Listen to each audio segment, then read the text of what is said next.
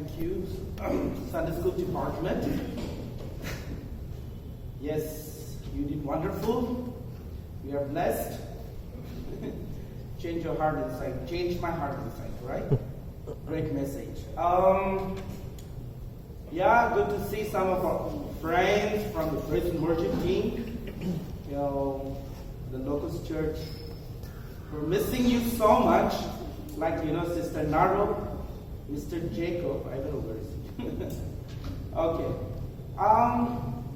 Yes, we have another couple, Brother Sankey and Sister Rose. I think after 2 months, almost 2 months. She was not well. She was in her sick bed. God has healed her. Praise the Lord. And are they here for the first time? Your sister. Why don't you introduce yourself? She looks like you, yeah? Yeah, my name is Aman and I live in Rajal. I'm taking today. Yeah. What about the next? Oh. Okay. Thank you for coming. Yes, this morning we are also delighted. I'm delighted to introduce Reverend Jennifer. She calls herself Jamie, but her full name is Jennifer. She's here with us. Let me not talk too much and take her time. If Reverend Jennifer can introduce herself and, talk a little bit about you, why you are here, from where, from when to when, that would be really, exciting for the church. So I would like to invite, why don't you all give a warm welcome with a round of applause. Yes, praise the Lord.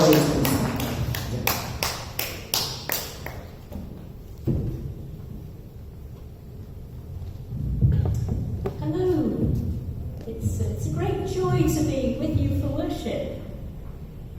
My name is Jenny Dyer, and I'm a Methodist minister from the UK, from a city called Derby, which is in the middle of England. It's in the Midlands of England. And Derby is a small city, not at all like Delhi. And I am Superintendent Minister of the Derby Methodist Circuit, which means I manage 21 churches and 8 ministers in Derby. And I have 2 churches that are under my particular care. And I am married to Nigel, he's a scientist. He works at Warwick University. And we have 2 grown-up children. My daughter Naomi has just become a Methodist minister like me, and she's married, no children yet. And then we have a son, Jacob, who, like his father, he's a scientist, he's a mathematician, and he works in Scotland. So I'm here for a few weeks. The church gives us a 3-month sabbatical every 7 years, which is a wonderful gift, a gift of 3 months of time to do something different that will benefit our ministry in the future. And so I asked if I could come to India to meet the Church of North India and to see something of the work of the Church of North India. So I'm here for about 3.5 weeks, staying with Bishop Warris. And it's just such a blessing to be here. It's just so wonderful. I've always wanted to come to India, and this is my first visit here. So, do you want me to go on to the reading, the Gospel reading? Yes, right, I will do. Today is The lectionary reading is about the Samaritan woman that Jesus meets at a well. And it's also Bible Sunday, and it's also International Women's Day. So appropriate that we should read about a woman in the Bible. So, from John's Gospel, chapter 4,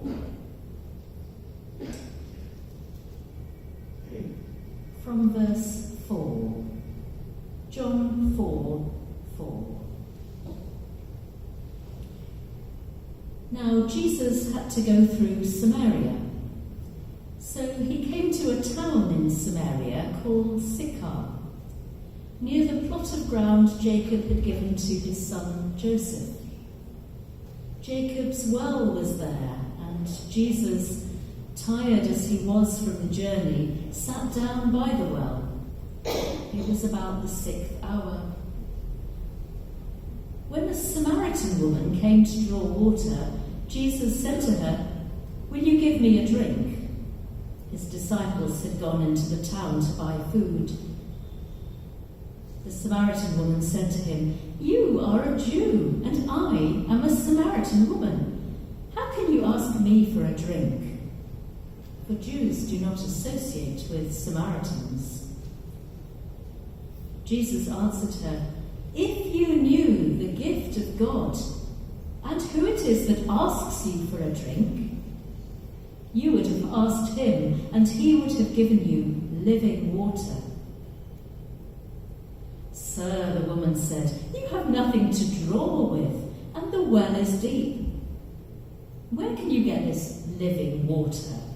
Are you greater than our father Jacob, who gave us the well and drank from it himself, as did also his sons and his flocks and herds?" Jesus answered, "Everyone who drinks this water will be thirsty again, but whoever drinks the water I will give him will never thirst. Indeed, the water I will give him will become in him a spring of water welling up to eternal life." The woman said to him, "Sir, give me this water, so that I won't get thirsty and have to keep coming here to draw water." He told her, "Go, call your husband and come back." "I have no husband," she replied. Jesus said to her, "You are right when you say that you have no husband.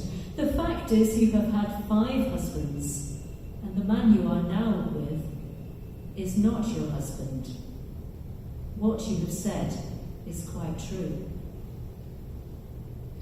"Sir," the woman said, "I can see that you are a prophet. Our fathers worshipped on this mountain, but you Jews claim that the place where we must worship is in Jerusalem." Jesus declared, "Believe me, woman, a time is coming when you will worship the Father, neither on this mountain nor in Jerusalem. You Samaritans worship what you do not know. We worship what we do know, for salvation is from the Jews.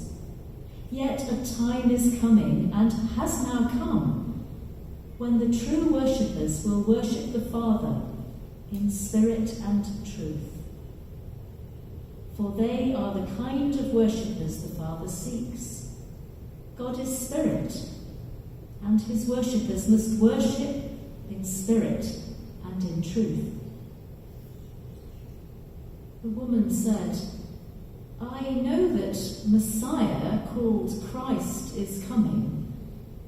When he comes, he will explain everything to us."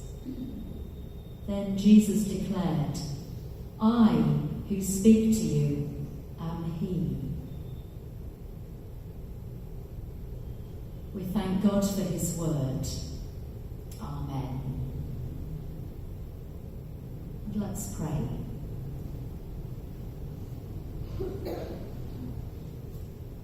Now may the words of my mouth and the thoughts of all our hearts be acceptable in your sight, O God, our strength and our Redeemer. Amen.